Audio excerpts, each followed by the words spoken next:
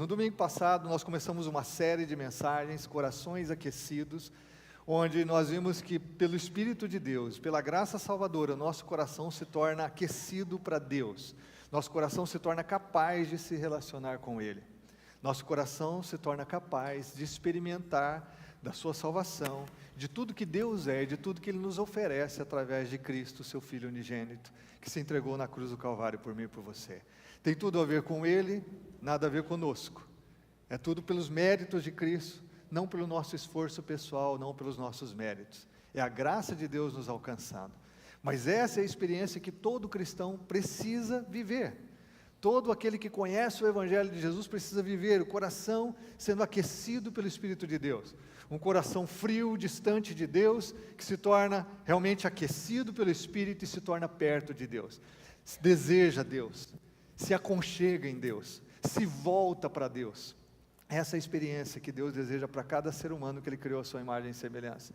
Para cada pessoa que ouve o Evangelho da graça. Que cada um de nós possamos crer, ao crer nele, experimentarmos plena salvação, o novo nascimento que só o Espírito Santo de Deus é capaz, e então o fogo do Espírito. Jesus disse que Ele batizaria com o Espírito Santo e com fogo. Ou seja, corações batizados com o Espírito Santo e com fogo são corações aquecidos, capazes de se relacionar com Deus plenamente. Eu não sei se você se lembra da mensagem do domingo passado, se você estava aqui, se você não estava, quero convidar você a entrar no canal no YouTube, canal da igreja, e assistir a mensagem. Nós mencionamos, com base naquele trecho do Evangelho, em que a mulher, ela quebra o vaso de alabastro e derrama então todo aquele perfume caríssimo sobre a cabeça de Jesus. Com base nesse texto, nós vimos que corações aquecidos são corações gratos, têm gratidão, são corações que honram a Deus com o seu melhor, e são corações então que se voltam para Ele, e por se voltarem para Ele, inspiram outras pessoas. E é por isso que Jesus diz que essa história dessa mulher deveria ser contada onde o Evangelho fosse pregado, em todos os cantos do mundo.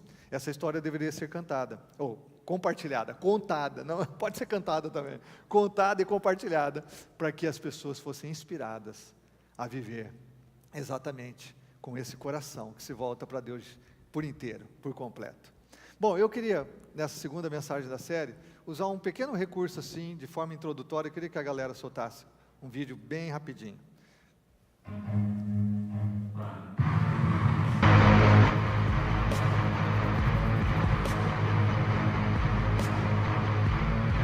Bem, amigos, terminou.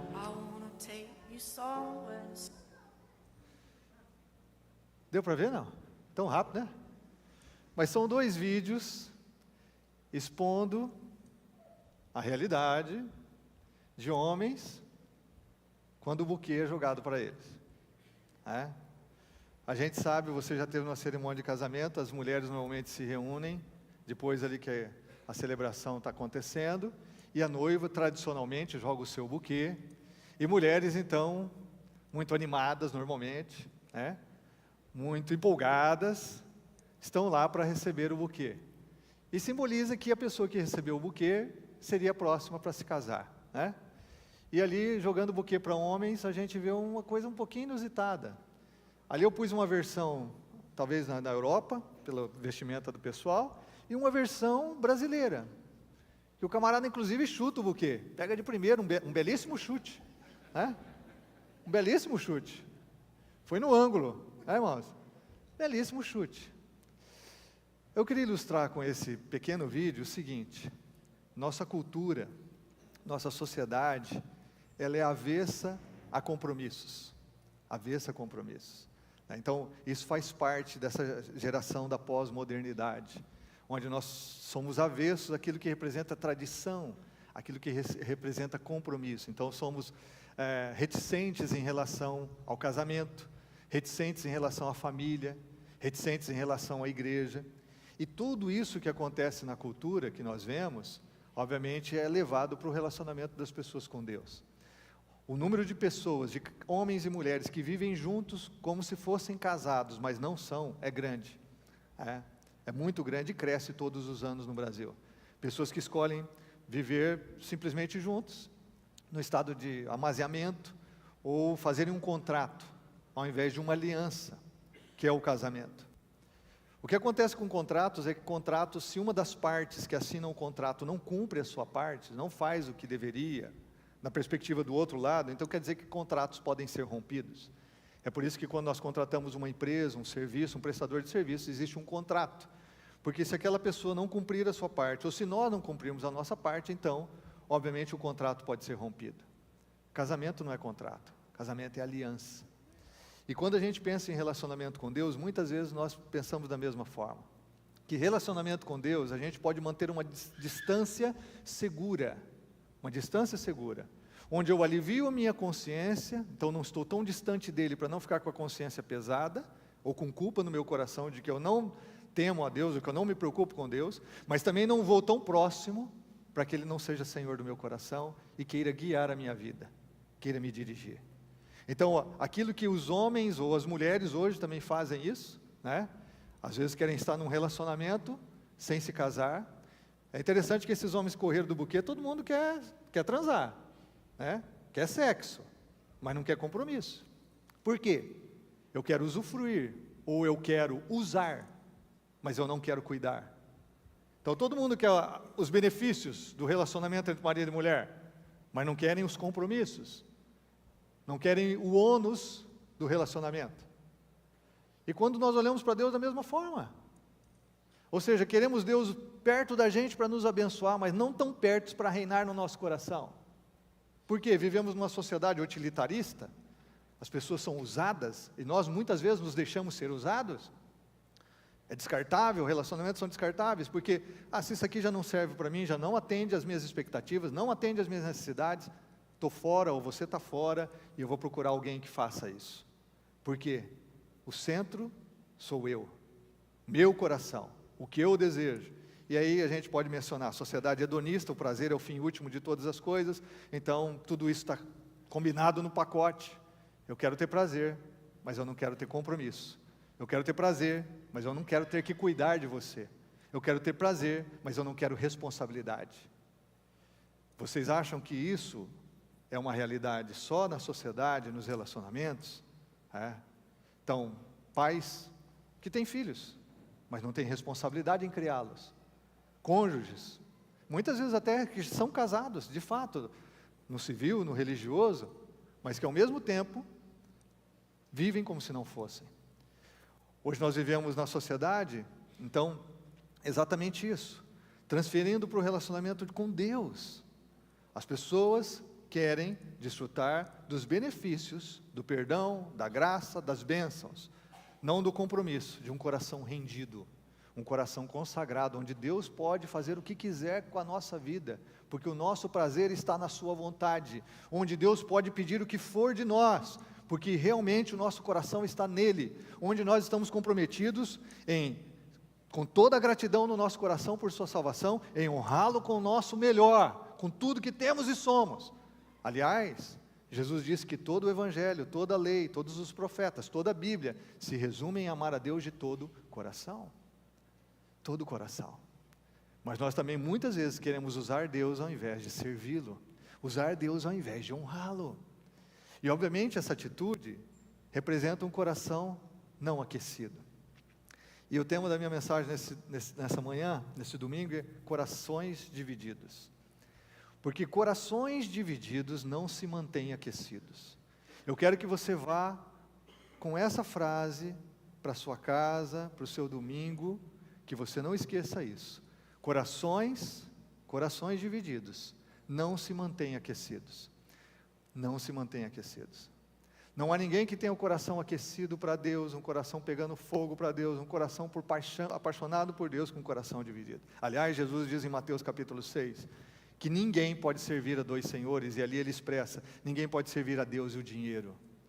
Mas ninguém pode ter dois senhores. Eu não posso servir a Deus e o meu corpo. Eu não posso servir a Deus e a cultura que é antagônica a Deus, que está em oposição à vontade de Deus. Eu não tenho como servir dois senhores. Só existe um Senhor. E isso nos leva a pensar, irmãos, que se Jesus não é o nosso Senhor, alguma outra coisa é. O ser humano é uma fábrica de ídolos. Se Deus não é o Deus do nosso coração, alguma outra coisa está sendo. Nós podemos negar, nós podemos argumentar, nós podemos espernear com essa verdade, mas é isso. Ou Deus está ocupando o lugar dele na nossa vida, ou outra coisa, outra pessoa, outro objeto está ocupando o lugar dele na nossa vida. E eu quero ler com você um texto para a gente pensar sobre essa frase: corações divididos não se mantêm aquecidos, não são capazes de se relacionar com Deus, não são capazes de experimentar a presença do Espírito Santo, de forma alguma.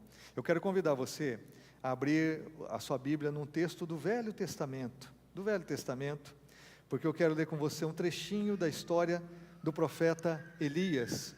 Primeiro livro de Reis, capítulo 18, se você puder ligar sua Bíblia aí no smartphone, se você puder abrir a sua Bíblia física, papel, Primeiro Reis 18, eu queria que você acompanhasse essa história. Como a história quase toma todo o capítulo, eu não vou lê-la por completo, mas eu quero fazer um recorte aqui com vocês.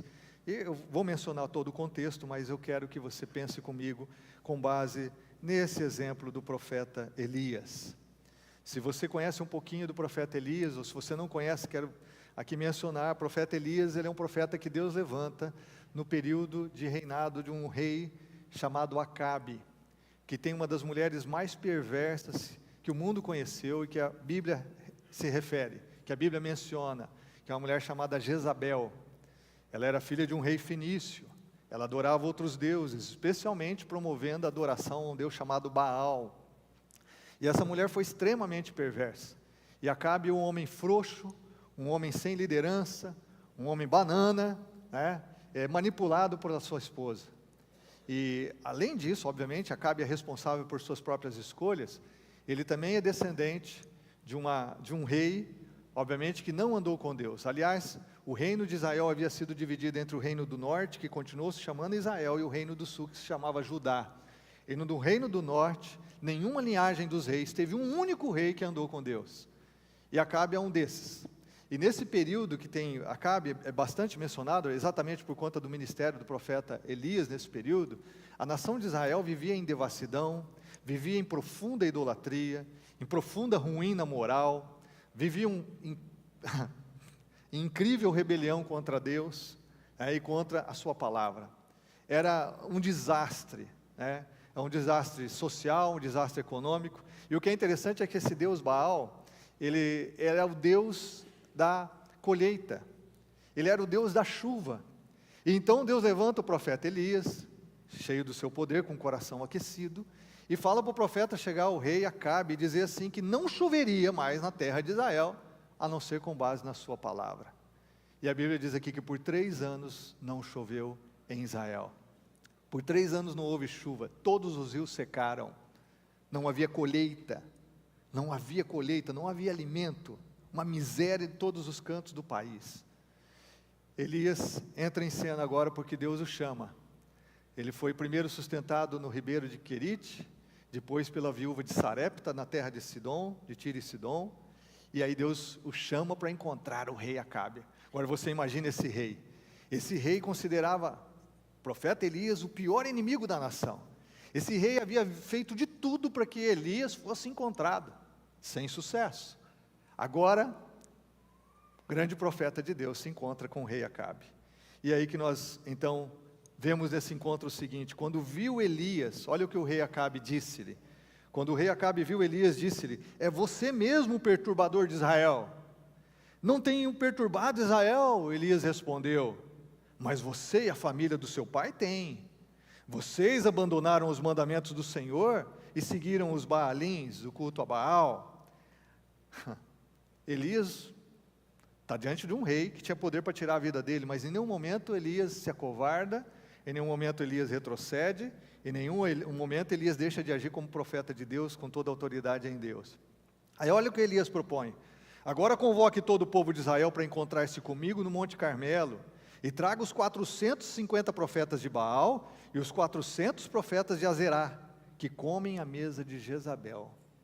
A população morrendo de fome, e eles tinham 850 profetas de deuses idólatras comendo à mesa do rei, do bom e do melhor.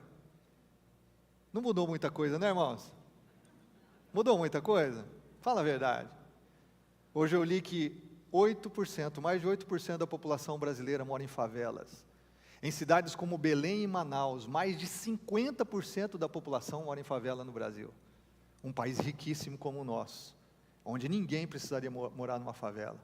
Ninguém precisaria. Mas o que acontece é a maldade humana que percorre os séculos, as histórias, as sociedades, os países, as culturas. Bom, ele pede para reunir toda essa galera. Ele, um único profeta, reúne os 850, reúne o povo aqui. E aí então, Acabe convocou todo Israel e reuniu os profetas no Monte Carmelo. Elias dirigiu-se ao povo e disse: até quando, observe a pergunta de Elias, até quando vocês vão oscilar entre duas opiniões? Se o Senhor é Deus, sigam-no, mas se Baal é Deus, então sigam-no. O povo, porém, nada respondeu. Observe aqui, o povo está convocado, o rei Acabe está lá, os 850 profetas dos deuses idólatras estão lá, e o profeta de Deus Elias se levanta e diz assim: até quando vocês vão oscilar entre duas opiniões? Até quando vocês vão pisar em duas canoas? Até quando vocês vão correr atrás de dois coelhos? Até quando vocês vão ser cristãos raimundos, pé na igreja, pé no mundo? Até quando? Até quando vocês vão ficar pensando se é Baal que é Deus, ou se Deus que é Deus, se é Yahvé que é Deus? Até quando? Se Deus é Deus, vocês vão seguir. Se Baal é Deus, então sigam-no. E o que o povo respondeu aqui, irmãos?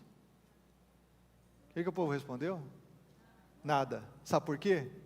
Sabe por quê? Porque coração dividido é coisa de covarde. Não se posicionar é coisa de medíocre. Ficar em cima do muro é coisa de gente medíocre. Esse povo não se manifesta porque não está pronto a escolher uma das partes, porque não quer se responsabilizar, não quer se comprometer com aquilo que crê.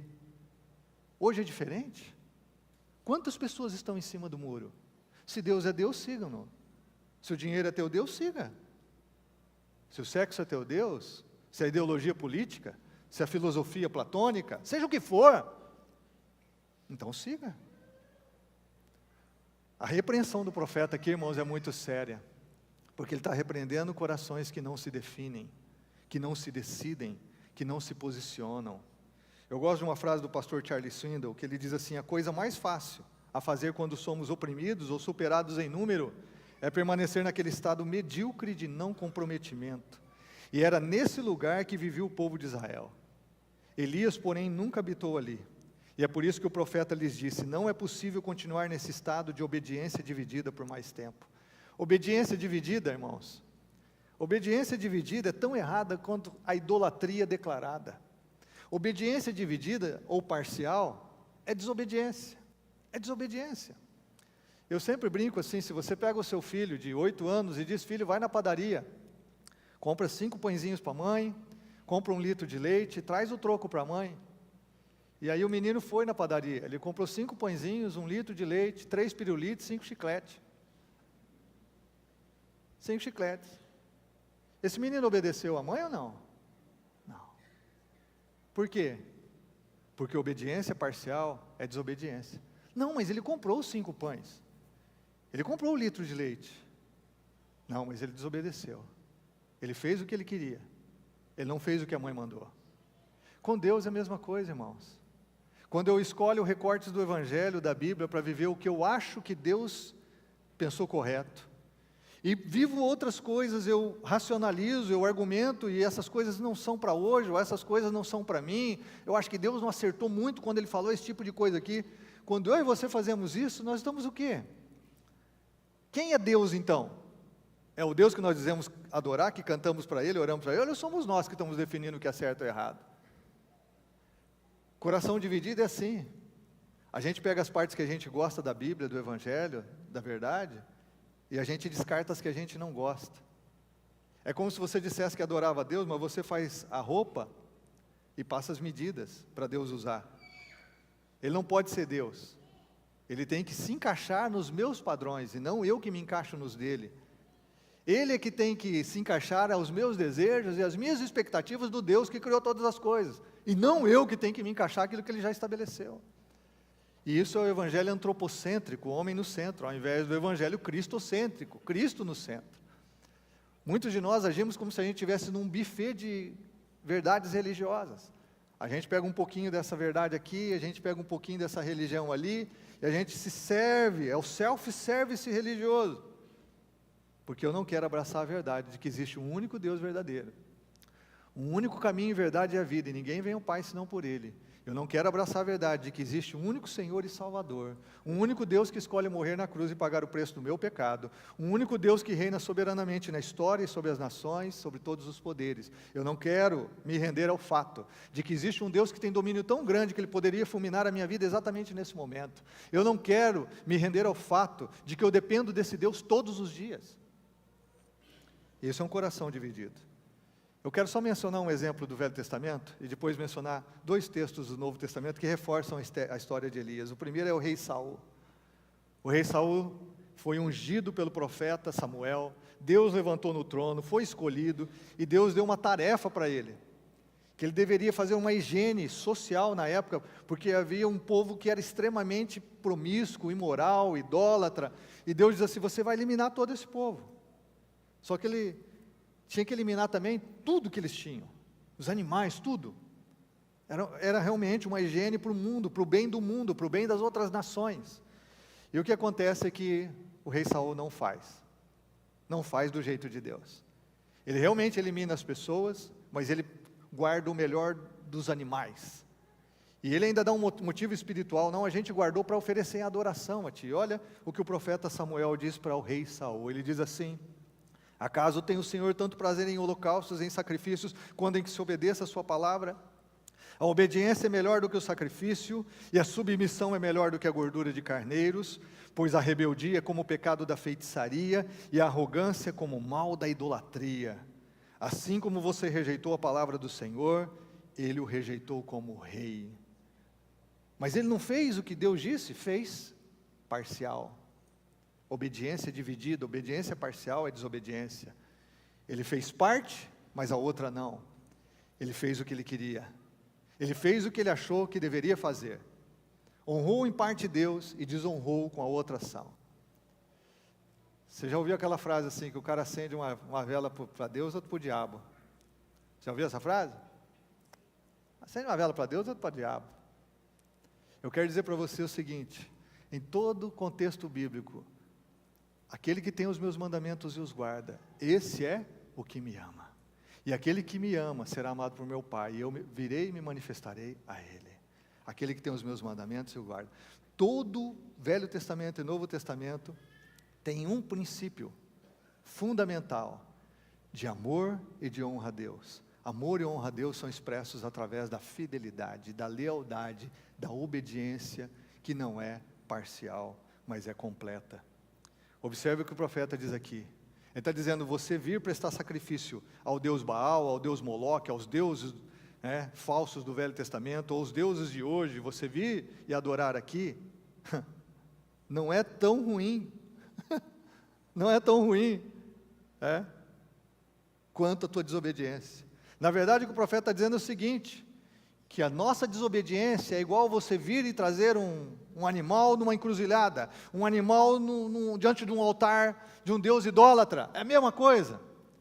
Nós podemos estar na igreja cantando, lendo a Bíblia, podemos estar servindo, podemos estar dando dízimo e oferta, mas se estamos desobedecendo Deus, eu não estou falando de uma falha não programada, de uma coisa inconsciente que fazemos durante o dia, isso todos nós estamos sujeitos, mas um pecado de rebeldia, algo que eu sei que Deus diz claramente o que eu tenho que viver, e eu escolho viver a minha vontade, eu escolho fazer do meu jeito. Deus diz assim, isso é como se você estivesse diante de um altar idólatra, se prostrando a um Deus falso, é a mesma coisa, a rebeldia, olha o que o profeta diz aqui, a rebeldia é como o pecado da feitiçaria, a arrogância é como o mal da idolatria, e por isso Deus rejeitou Saul. É importante destacar aqui, irmãos, que a obediência parcial engana a pessoa, e não satisfaz as exigências de Deus. Saul era um rei enganado pelo seu próprio coração, ele diz assim, não, mas eu fiz, eu fiz.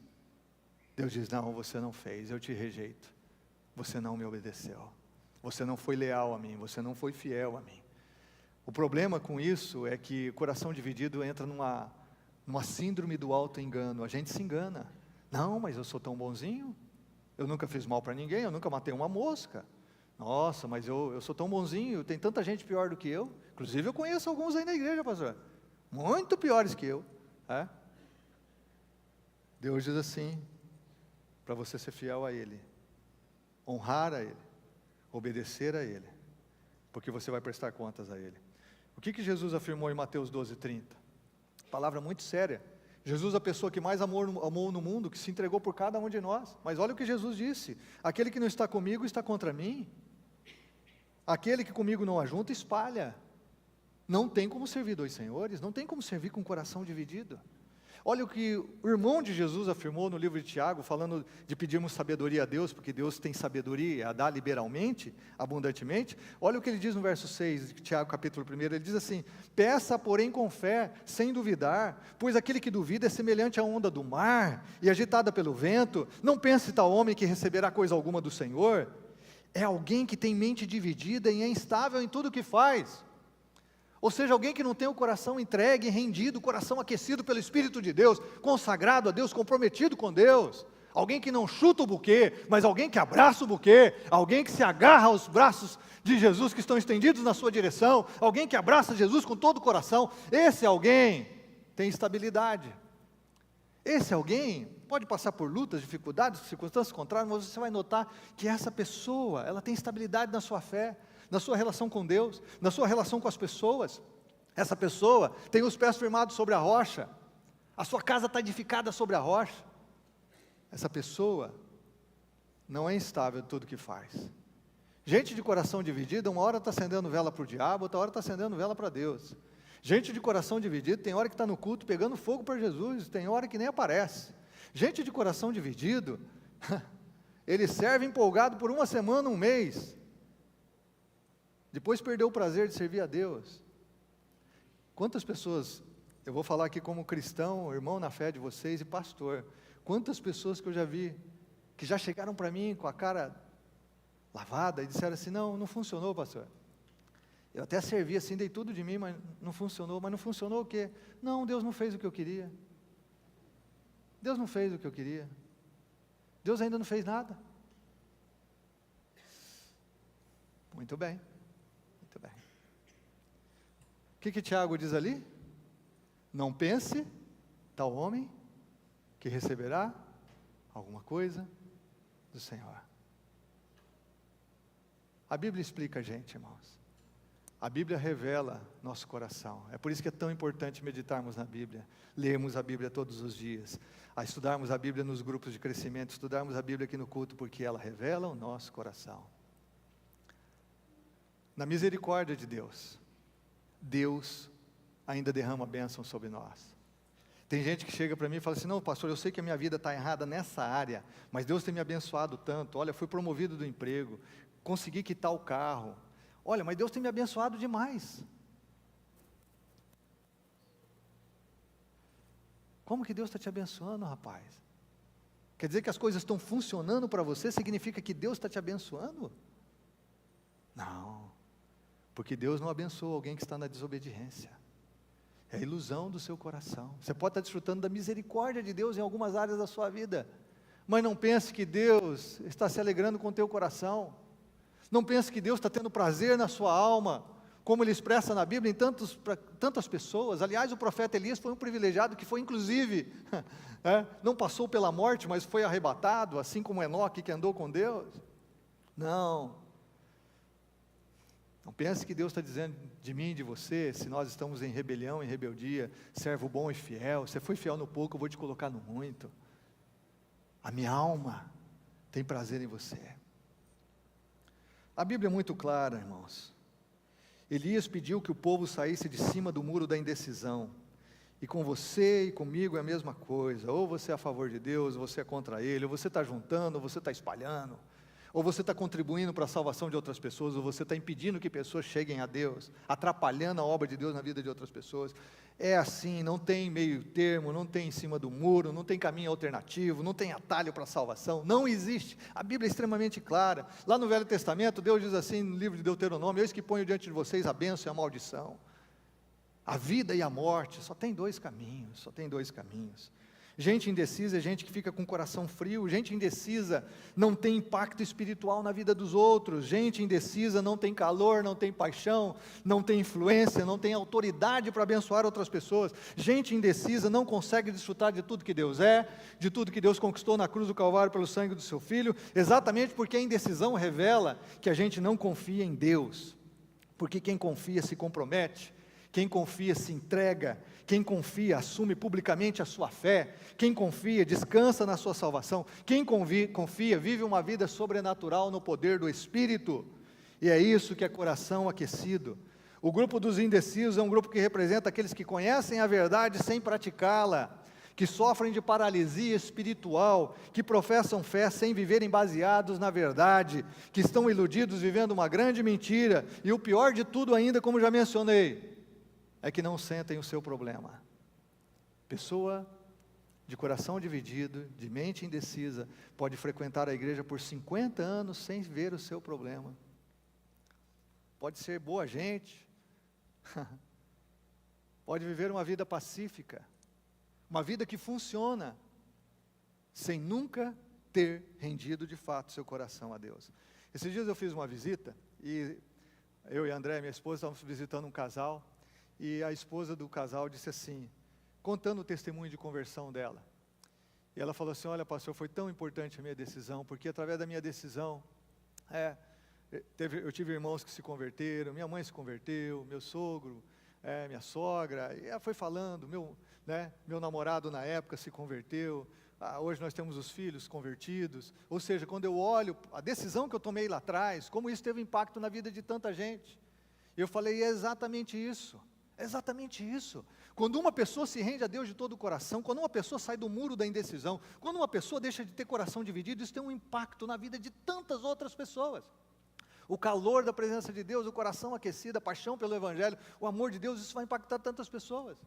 Eu já mencionei aqui o pastor Flávio, e a Ana Cláudia Machado. O pastor Flávio, ele era uma pessoa, a única pessoa, na verdade ele foi a primeira pessoa que se rendeu a Jesus, ao Evangelho, de uma família de muitos irmãos. Eles testemunhando hoje, vários anos depois, todos os irmãos se converteram, sobrinhos se converteram, mais de dezenas, eles estavam falando, são dezenas e dezenas de pessoas, só da família que se converteram ao Senhor Jesus, por causa de uma pessoa que tomou uma decisão de sair do muro. Eu fico pensando, irmãos,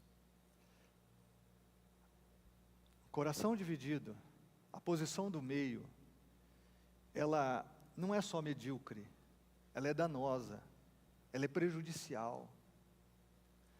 Essa posição de indefinição, de incerteza, ela é extremamente maléfica para o reino de Deus. É aquilo que Jesus disse para os fariseus da sua época, as autoridades religiosas, vocês não entram no reino de Deus, e ainda impedem os que querem entrar. Agora, quando você toma uma decisão, quando você sai de cima do muro, quando o teu coração está completamente voltado para Deus, não há limites para o que Deus pode fazer na sua vida e através de você na vida de outras pessoas. Quando o teu coração está aquecido pela graça, quando o teu coração está envolvido pela presença de Deus, quando o teu coração passa a bater no compasso do coração de Deus e desejar o que Deus deseja, querer o que Deus quer, não há limite o que Deus vai fazer na sua vida, através da sua vida na vida de outras pessoas. Esse é o reino de Deus. Por isso Jesus pediu que aquela história fosse contada, onde o Evangelho fosse pregado. Vamos voltar à história do profeta Elias? Não esqueci dela não. Elias então reúne todo o povo, os 850 profetas, dá uma palavra de advertência, até quando vocês vão ficar com o coração dividido? E aí ele fala assim, então agora, como eu sou o único que restou dos profetas do Senhor, e vocês são em 850 aqui, vamos fazer um teste. Vão trazer 2 novilhos, a gente vai colocar sobre o altar, e nós vamos pedir ao Deus. Eu vou pedir ao meu Deus, o Yahvé, você vai pedir aos deuses de vocês. E nós vamos clamar aqui. E o Deus que responder com fogo é Deus de verdade. Combinado? Opa! O povo gosta de uma disputa, né, irmãos? Colocou a mão assim, cospe aqui. Aí, o povo se alegrou, entendeu? Eu não deixava, aí foi. Aí, quando Elias fez a proposta, o negócio pegou fogo. O povo, isso aí! E os profetas de Baal, 850 contra um cara. 850, isso aí! E aí a Bíblia diz que os caras, então, Elias falou, vocês fazem primeiro aí. Faz primeiro, monta o altar de vocês, pega né, o sacrifício, coloca no altar e começa. E a Bíblia diz que os caras começaram a clamar, desde manhã até o meio-dia. E dançavam, e gritavam, 850 caras, e tal. Estavam bem alimentados, comendo na mesa da rainha. Os caras lá, até o meio-dia, clamando, e nada. Ao meio-dia, a Bíblia diz assim, que Elias, que tinha um bom senso de humor, começou a brincar com os caras. Elias encostou numa árvore, pôs um capim na boca, começou a falar, ô galera, será que Baal não viajou não? Será que não está tirando férias? Que vocês não clamam mais alto aí? Acho que ele deve ter passeado, saiu para viajar. Clama mais, clama. E a Bíblia diz que eles ainda ficaram clamando até 3 da tarde, mas não só clamando. A Bíblia diz que daí eles começaram a autoflagelação, começaram a se cortar, derrubar sangue, fazer um alvoroço todo, aquele frenesi, aquela questão emocional também que envolve as religiões, e gente rodando, e gente caindo pelo chão, e gente soprando, e gente passando paletó, e gente... meu Deus do céu, aquele auê. Erou um rolo. E Baal? Baal não apareceu. Baal não respondeu. Não veio nenhuma faísca de um isqueiro, isqueiro bique. Nem um forfe, como dizia um tio. Tem forfe aí? Nem um forfe apareceu, mas nada. Aí Elias falou, gente, o tempo de vocês acabou. Deixa eu resolver esse negócio aqui. Traz água lá. Não, eu quero ler o texto para vocês. Vamos lá, verso 30. Então Elias disse a todo o povo, vem cá galera, chega perto, cola com a gente aqui. Cola onde tem coração inteiro. Cola onde tem coração aquecido. O povo aproximou-se, e Elias reparou o altar do Senhor que estava em ruínas. Deixa eu dar um destaque a essa frase. Altar é lugar de encontro com Deus. Altar é lugar de comunhão com Deus. Na Bíblia apresenta vários tipos de altares no Velho Testamento. No Novo Testamento, o altar é o nosso coração. Nosso coração tem que ser colocado em ordem diante de Deus para que haja o fogo. Nosso coração tem que ser restaurado diante de Deus. O altar simboliza a comunicação entre Deus e os homens. E esse é o lugar de você encontrar com o poder divino. Hoje o altar é o teu coração. É o teu coração que tem que ser reparado, porque se ele estiver em ruínas não tem fogo, não tem comunhão com Deus, não tem derramar do Espírito. Se estiver em ruínas não tem manifestação da graça de Deus em salvação e em redenção no nosso coração. Elias faz isso. Olha o que segue o texto dizendo, verso 33, depois arrumou a lenha, cortou o novilho em pedaços, pôs sobre a lenha, então lhes disse, encham de água 4 jarras grandes e derramem-na sobre o holocausto e sobre a lenha. Ele falou, quero deixar claro aqui, irmão, não vamos molhar essa lenha inclusive, não é só igual a de vocês estava verdinha, não, sequinha para receber o fogo, não, vamos molhar esse negócio aqui, vamos molhar, façam de novo, fizeram de novo. Ele falou, façam pela 3ª vez, água, ordenou e eles o fizeram pela 3ª vez, a água chegava a escorrer do altar, irmãos, chegando a encher a valeta.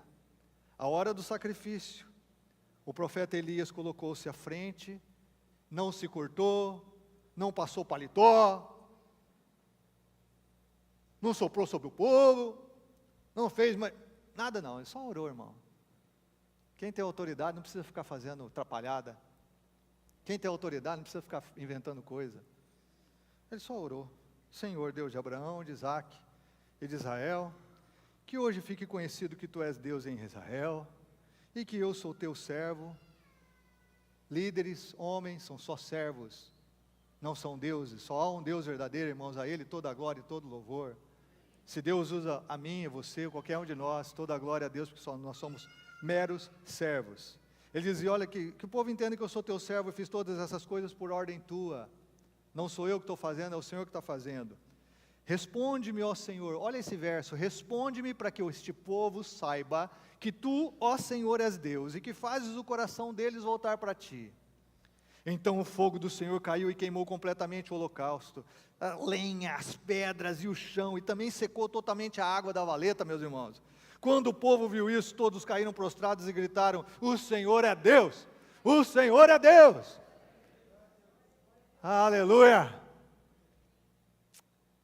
Para que Elias pediu o milagre, irmão? Primeiro, para deixar claro quem era Deus de verdade. E só existe um Deus verdadeiro, Criador dos céus e da terra. E Jesus Cristo, seu único Filho, nosso Senhor. Estou até invocando aqui uma oração. Só. Segunda coisa, é para que o povo, volta o verso anterior ali, 37. Para que o povo saiba que Ele é Deus e que fazes o coração deles voltar para Ti. Porque gente com coração dividido é gente com coração distante de Deus. Porque gente no muro da indecisão é gente que não está desfrutando da presença de Deus. É gente que o coração não vai ficar aquecido nunca. Então, o milagre é para que esse coração pudesse se voltar para Deus. Por quê? Porque Deus quer que todos sejam salvos e cheguem ao pleno conhecimento da verdade. Porque Deus se entristece com gente com coração dividido. Porque Deus se entristece com gente que não se posiciona a respeito da verdade que já ouviu e já tem conhecido, por causa da graça dele revelada em nós. Porque Deus realmente sente ciúmes por nós, irmãos. E não quer ver a gente vivendo no caminho do próprio coração, do mundo do pecado, se perdendo, achando que vai ter alguém que pode se comparar a Ele. Deus sente ciúme de você e de mim, eu já disse isso aqui outras vezes. Não é porque Deus acha que você vai encontrar alguém melhor que Ele. Deus tem ciúme de você porque Ele sabe que em nenhum lugar você vai encontrar alguém como Ele, e que você vai ficar com o pior, quando você poderia ficar com o melhor. O milagre acontece para trazer o coração do povo, para que o povo saísse da indecisão, da sua posição de mediocridade, perdição espiritual, e pudesse voltar para Deus. E por que isso? Porque corações divididos não se mantêm aquecidos. Eu quero terminar aqui mencionando alguns textos só para você, mas eu quero mencionar 4 verdades para você que está em cima do muro indeciso. Primeiro, você pode achar que possui o tempo de sobra para tomar essa decisão. E é assim que muita gente sente. Eu também achava que eu tinha todo o tempo do mundo. Quando o evangelho começou a chegar na minha casa, minha mãe começou a orar por mim, eu era contra, eu fui rebelde, eu tirava sarro deles, eu não acompanhava, eu criticava a decisão deles por Jesus. Ainda bem que foi por pouco tempo, irmãos. Mas o que eu dizia assim, não, um dia quando eu for velho, quem sabe? Depois que eu curti a vida, quem sabe? Você que está aqui, você pode achar que você tem todo o tempo do mundo. Mas eu acho que você também tem consciência que você não controla o tempo. Que nenhum de nós aqui sabe o quanto nós vamos viver. Nenhum de nós sabe quantos dias nós temos de vida. Que esse é um engano e uma ilusão. Segunda coisa, é que a Bíblia diz que Deus está te chamando para tomar essa decisão agora. Eu quando fiz essa frase aqui no esboço, eu coloquei hoje, mas não é nem hoje, é agora. Agora. O apóstolo Paulo lembra da palavra de Deus no Velho Testamento, 2 Coríntios capítulo 6, verso 2, ele diz, eu ouvi no tempo favorável, e o socorri no dia da salvação, digo-lhes que agora é tempo favorável, agora é o dia da salvação. No tempo de Deus a salvação é agora, não é amanhã, não é quando você for velho, não é quando você estiver entrevado numa cama, não é quando você estiver numa UTI, não é depois que você pegou todas as menininhas, não é depois que você tomou todas, ou fumou todos os baseados, nem cheirou todas as carreiras de cocaína. A hora de Deus é agora, não é a hora que você acha que vai ter todas as respostas, porque você é o cara mais inteligente do mundo e precisa de respostas racionais a respeito da fé. Não. Não é quando Deus vai vir e aplaudir você, porque tão bom que você é, com tantas virtudes e qualidades que você tem. Aliás, você é o cara mais legal do mundo. Não! É agora. É o kairós de Deus. Terceiro, Deus respeita a sua decisão. Sim, Ele respeita. Se você não quer Ele, o jovem rico virou as costas para Jesus, Jesus não correu atrás, não diminuiu o padrão da verdade. Eles estavam entristecidos e Jesus saiu em paz, porque falou da verdade, ele que não quis ouvir. Jesus nunca vai forçar ninguém a andar com Ele. Jesus não vai forçar você a sair do muro da indecisão hoje. Ele não forçar, não. Ele está convidando você, é a graça. Se alguém quer vir após mim, Ele está chamando você para Ele, mas Ele não vai forçar você. Ele ama você, quer um relacionamento de amor com você, e para ver um relacionamento de amor, é uma troca, a escolha. Nós também precisamos querer Deus. E com a graça dele, nós chegamos a esse ponto de poder tomar uma decisão. Quarto, cada dia sem rendição a Cristo é um dia perdido. Eu achava assim, puxa, então se eu buscar Jesus quando eu for velho, curtir todas, vai ser legal, né? Que daí eu curti tudo e também tive Jesus no final. Cada dia sem a presença de Deus é um dia perdido. É um dia sem paz na alma. É um dia sem ter convicção do propósito, da vontade de Deus. É um dia sem comunhão com Ele. É um dia... Cada dia que nós perdemos, é por isso que eu louvo a Deus, que Deus me alcançou com cerca de 18 anos. É por isso que eu me alegro demais ao ver adolescentes e jovens se convertendo ao Senhor. É por isso que nós temos que alcançar essa nova geração para Jesus, irmãos. Porque é uma vida toda que vive na presença de Deus, desfrutando do melhor de Deus. A melhor vida possível nesse mundo é a vida em Cristo. A vida em Cristo. Esses dias eu fui para um velório, que tinha um misto de alegria, mas de muita tristeza também. Porque era um homem que viveu no pecado, viveu no sexo ilícito, mesmo casado, traiu a esposa, trouxe tanto problema para a família, viveu viciado em bebida, alcoólatra, tanto problema, tanto sofrimento. A esposa se converteu, os filhos se converteram, todos os filhos se converteram, todos oraram pela salvação dele, todos oraram, anos. Esse homem veio se converter nos últimos meses da vida dele, quando às vezes a mente já falhava, quando ele não tinha saúde mais para caminhar. Então nós estávamos no velório muito gratos a Deus, porque ele realmente se converteu, ele recebeu o perdão dos pecados, ele recebeu. A gente tinha convicção de que ele tinha recebido a vida eterna, e que ele estaria para sempre com Deus. Esse foi o lado da gratidão. Mas o outro lado, irmãos, pensar na vida que ele teve, era uma miséria. Ele viveu para si mesmo, para o pecado, a vida inteira. Ele desperdiçou sua vida, ele desperdiçou sua saúde, ele desperdiçou seu tempo, ele desperdiçou as oportunidades de abençoar sua família, de curtir os filhos, de viver um bom casamento. Ele desperdiçou todas as oportunidades de abençoar seus amigos, de ver gente sendo salva. Ele desperdiçou tudo, jogou no ralo. Que tristeza, que tristeza, que tristeza, irmãos. Então havia esse misto assim, Deus, graças a Deus por seu amor, por sua graça, onde abundou o pecado, superabundou a graça. No último dia a pessoa ainda pode se arrepender, pode ser perdoada, pode ser salva e receber a vida eterna? Pode. É a parábola dos trabalhadores na vinha, sim. Mas que desperdício que foi a vida desse homem. Que miséria, a família sofreu tantos anos. Podia ter desfrutado de um bom relacionamento, de orgulho do pai, de paz dentro de casa, não desfrutaram de nada disso, que miséria. O que a Bíblia diz? Lembre-se do seu Criador nos dias da sua juventude, antes que venham os dias difíceis, e antes que se aproximem os anos em que você dirá, não tenho satisfação neles. Esse trecho todo, Salomão está argumentando, não deixa a tua velhice chegar sem Jesus, não deixa para tomar a decisão depois. Aí ele conclui essa parte dizendo, sim, lembre-se dele, antes que se rompa o cordão de prata, ou se quebre a taça de ouro. Expressões poéticas aqui a respeito, antes que o teu coração pare, antes que você veja o teu corpo ser tomado por uma enfermidade, antes que você realmente perca a vida. Ele está dizendo assim, antes que o cântaro se despedace junto à fonte, e a roda se quebre junto ao poço, e o pó volte à terra de onde veio, e o Espírito volte a Deus que o deu. Antes de que tudo isso aconteça, lembra do teu Criador nos dias da tua mocidade. Você tem 12 anos aqui? Você tem 15? Você tem 20? Tem 25, 30, 40? 50? Você tem vida pela frente? É para você lembrar de Deus agora. E essa expressão lembrar de Deus, não é, estou lembrando sim, vim até na igreja hoje, estou lembrando hoje. Não, esse lembrar significa que você se voltou para Ele, que o teu coração deixou de ser dividido. Ai gente, a história de Elias é surpreendente e maravilhosa. Elias tem um discípulo chamado Eliseu, e Deus tinha dito para Elias que ele não morreria, seria arrebatado, e Eliseu sabia disso.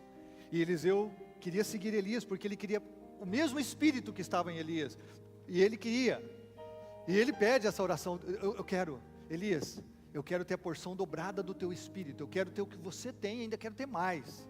porque era alguém que tinha fogo no coração aquecido, que quer o mais de Deus.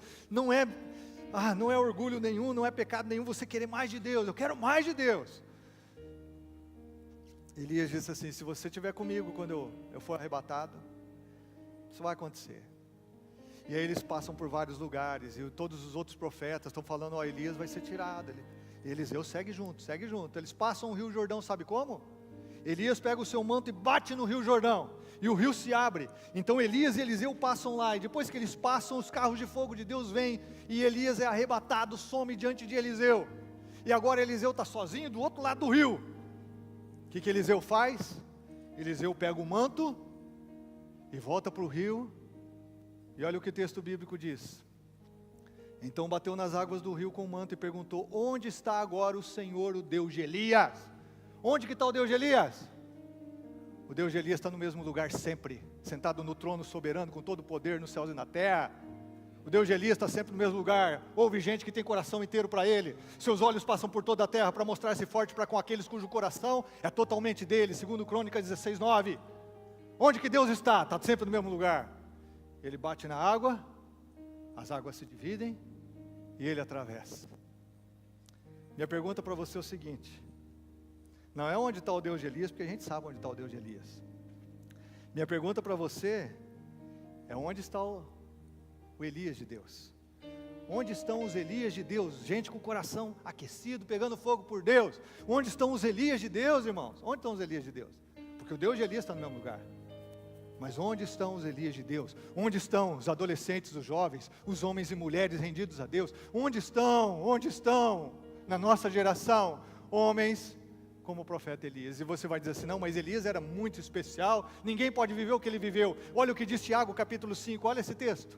Elias era humano como nós. Ele orou fervorosamente para que não chovesse, e não choveu sobre a terra durante 3 anos e meio. Mas ele orou outra vez, o céu enviou chuva, e a terra produziu os seus frutos. Um homem como eu e como você, que viveu a vontade de Deus, porque o seu coração era dele. Fecha seus olhos, vamos orar.